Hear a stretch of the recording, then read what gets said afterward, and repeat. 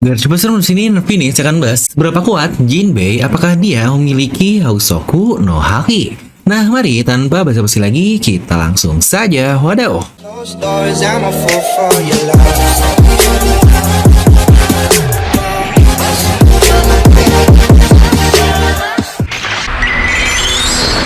Nah, seperti biasa, sebelum video ini jangan lupa untuk subscribe dan juga nyalakan bel notifikasinya ya. Karena kalian tidak akan tertinggal yang masih menarik seputar One Piece hanya di channel Devil Nomi. Terus kan sebelum kalian komen, kalian tonton terus sampai habis agar tidak ada informasi yang setengah-setengah dan tersesat seperti Babang Zoro. Nah, dimana kali ini kita akan membahas suatu hal yang benar-benar membuat dunia One Piece lagi-lagi terpisah-pisah oleh apa yang udah lakukan di chapter terbaru, chapter 1058. Dimana utamanya untuk fans One Piece dari fansnya Babang Sanjay yang sedang ketar-ketir banget nih sampai menghalalkan segala cara dan segala argumennya untuk menang adu debat.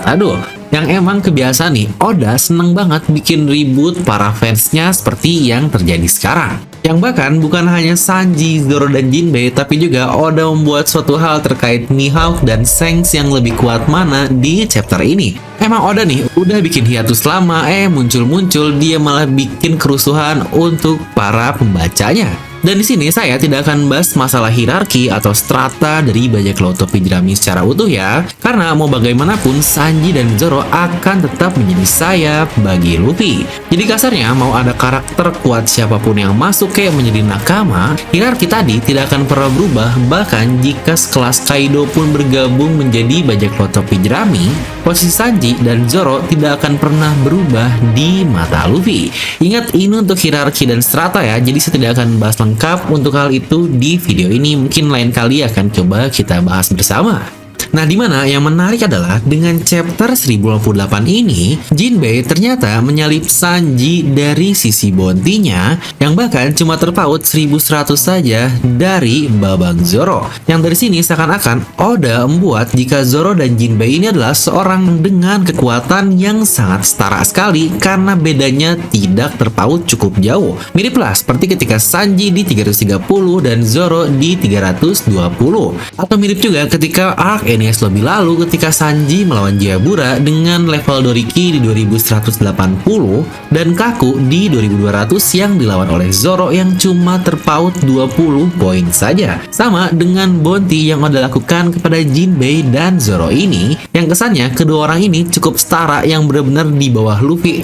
Sanji langsung terpaut cukup jauh dan kesannya benar-benar menjadi orang nomor 4 seperti apa yang Zoro katakan.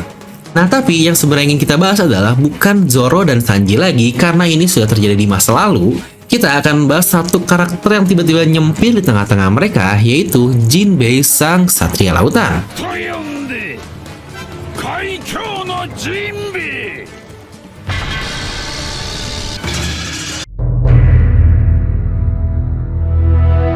Yang sebenarnya seberapa kuat sih karakter yang satu ini, sampai-sampai karakter yang sudah jelas mengalahkan seorang komandan Yonko, yaitu Queen, memiliki bounty di bawahnya yang cuma melawan karakter eksekutif biasa saja.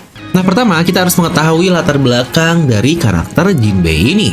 Dia sudah memulai petualangannya jauh lebih lama dibandingkan kru yang lain, dan bahkan dia sudah dikenal oleh pemerintahan dunia sejak lama sekali sebagai Jinbei sang Satria Lautan atau Knight of the Sea.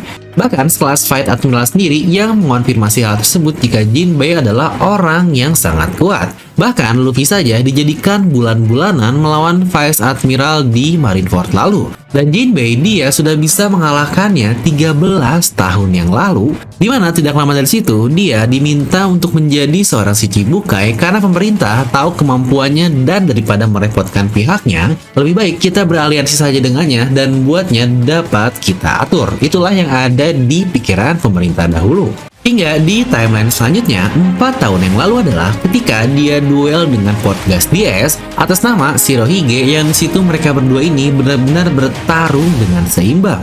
Bahkan di novel S juga sudah terkonfirmasi duel mereka ini sudah bertarung dengan haki ya, jadi bukan pertarungan yang kita lihat di flashback manganya. Yang S tentu sajalah kemampuannya sudah pasti ada di atas Luffy pada saat itu, yang jika kita lihat dari timelinenya, Jinbei melawan S ini kejadiannya pasca atau setelah S melawan Yamato. Karena tepat setelah melawan Jinbei, S langsung bergabung dengan bajak laut Shirohige, sedangkan di Onigashima dia belum di bawah Shirohige dan masih bersama Spades Pirates. Dan duelnya pun melawan Yamato terlihat juga lah jika Yamato ini belum benar-benar serius melawan S, bahkan dia pun masih di Borgo, tidak ada buah iblis dan yang lain-lainnya. Jadi lagi-lagi di sini saya berasumsi jika Yamato lebih kuat dari S pada saat itu. Yang cukup terlihat lagi kan seberapa kuat Yamato, dan jika dibandingkan dengan Jinbei yang dia setara dengan S dan Yamato yang lebih kuat dari S, maka bukankah cukup jelas jika Yamato juga lebih kuat dari Jinbei? Tapi oke lah, ini asumsi saya. Mungkin juga itu salah satu alasan penting kenapa Oda tidak kemasukan Yamato saat ini setelah Wano Kuni, karena lagi-lagi masalah urutan akan semakin kacau balau. Dengan masuknya Jinbei aja sudah sangat kacau. Nah, dari beberapa feed barusan dapat saya bilang jika pre-time skip kemampuan Jinbei sudah ada di atas kapten kita yaitu Luffy. Dan datanglah waktu di mana time skip seluruh kru berlatih dengan kuat, tapi ini nih yang selalu menjadi mindset yang sangat-sangat salah sekali di mata para pembacanya. Dimana memangnya cuma kru Luffy saja nih yang selama 2 tahun menjadi lebih kuat. Padahal seluruh orang di dunia mereka mengikuti waktu yang sama atau kena time skip selama 2 tahun, masa mereka tidak bertambah kuat atau diam di tempat saja? Apakah Jinbei juga tidak bertambah kuat? Apakah Kid dan Law tidak bertambah kuat? Karena ini banyak sekali yang sangat licik sekali. Luffy tambah kuat tapi Kid dan Law mah gitu-gitu aja bang, kekuatannya nggak mungkin bisa sehebat sekarang. Yang buktinya hasil dari Onigashima membuktikan jika Kid dan Turao sudah menjadi seseorang yang sangat kuat. Yang seharusnya juga kita ini berpikir secara paralel, jangan cuma fokus di bajak laut topi jerami saja. Lah bang, tapi kan untuk Jinbei juga dia udah tua dan kemampuannya ya udah mentok lah, udah kayak gitu aja. Lah, kata siapa? Kalau gitu nggak akan ada dong karakter-karakter hebat seperti Big Mom, Kaido, Garp, Shirohige, atau Roger yang tetap kuat di usia 60-an. Bahkan usia rata-rata dari karakter-karakter hebat di serial One Piece ini di masa primanya yaitu di usia 50 tahunan. Jadi semua masih terus meningkat kekuatannya seiring berjalannya waktu. Jangan gak fair cuma pikirannya di topi jerami saja, tapi orang yang lain udahlah tidak usah ikutan tambah kuat. Aduh, ini udah sangat ngaco sekali. Dimana saya tidak membanding-bandingkan dengan Luffy ya untuk Jinbei ini, mana Luffy kan seorang kapten dan dia juga karakter utama. Wah bahaya nih, ntar siap-siap bakal dihujat. Nah dimana untuk Jinbei sendiri dengan bounty yang dikeluarkan pemerintah saja, kita masih belum tahu seberapa kuat sih sebenarnya karakter dari Jinbei ini. Karena kita belum pernah melihat Jinbei bertarung all out selama berjalannya cerita. Ya setidaknya sampai dia pingsan dan yang lain-lain lah. Yang dulu mungkin ketika di Marineford itu pun pingsan karena dia nolongin Luffy setelah bertarung lamanya dan akhirnya menerima serangan dari Akainu bersama-sama. Jadi sejujurnya posisi Jinbei sebenarnya masih berada jauh dari atas bounty-nya yang ada saat ini. Bahkan saat melawan Huswu pun kita melihat sepertinya Jinbei ini dia bisa atau mengaktifkan Hausoku no Haki-nya. Lah, kok bisa bang? Dimana di momen yang sedang hype-hype-nya pada saat itu yaitu penggunaan Hausoku no Haki untuk dapat membuat serangan menjadi tidak tersentuh. Contoh lah yang paling jelas ketika Roger versus Shirohige, lalu juga ketika Luffy versus Kaido yang di animenya pun yang paling baru nih. Atau saat Big Mom dia menonjok Page One yang chapternya dekat dengan apa yang Jinbei lakukan di chapter tersebut.